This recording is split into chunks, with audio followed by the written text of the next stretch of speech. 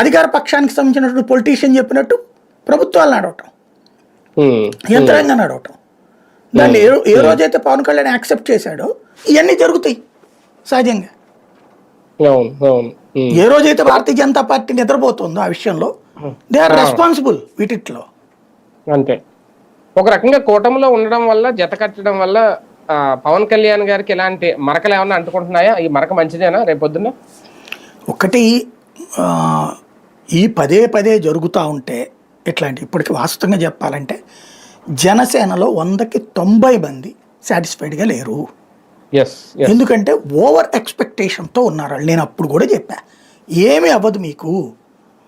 తెలుగుదేశం పార్టీతో జట్టు కట్టినప్పుడు అది ఎలాగ మిమ్మల్ని పైకి ఎదిగేలా చేస్తుంది? ఇప్పుడు ఒక నియోజకవర్గ ఎమ్మెల్యే తెలుగుదేశం అండి, ఆ ఎమ్మెల్యే చెప్పినట్టు అక్కడంతా పని నడుస్తుంది. కానీ ఒక జనసేన ఎమ్మెల్యే ఉన్న చోట 10% 15% పని జరుగుతుంది వాళ్ళకి.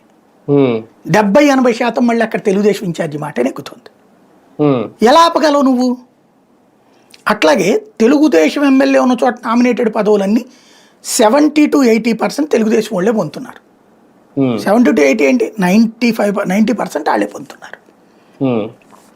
జనసేనకి ఆ ప్రయారిటీ లేదు. ఓకే, మరి జనసేన ఎమ్మెల్యే ఉన్న చోట పరిధిలో జనసేన వాళ్ళకి ఇవ్వాలిగా ప్రయారిటీ. ఇస్తున్నారు అక్కడ వీళ్ళకి 10% ఉంటుంది. మరి అక్కడ అదేమంటే అది రాష్ట్ర వ్యాప్తం అంటున్నారు, రాష్ట్ర వ్యాప్త పాలసీ అంటున్నారు. రాష్ట్ర వ్యాప్త పాలసీలో ఇప్పుడు పవన్ కళ్యాణ్ చెప్పినయే ఓపెన్గా మాట్లాడి, చాటుగా మాట్లాడి మనకి తెలవదు. 33% మనకి నామినేటెడ్ పదవులు అన్నాడు. ఆయనే కదా చెప్పింది, ఎలక్షన్ ముందే కదా చెప్పింది.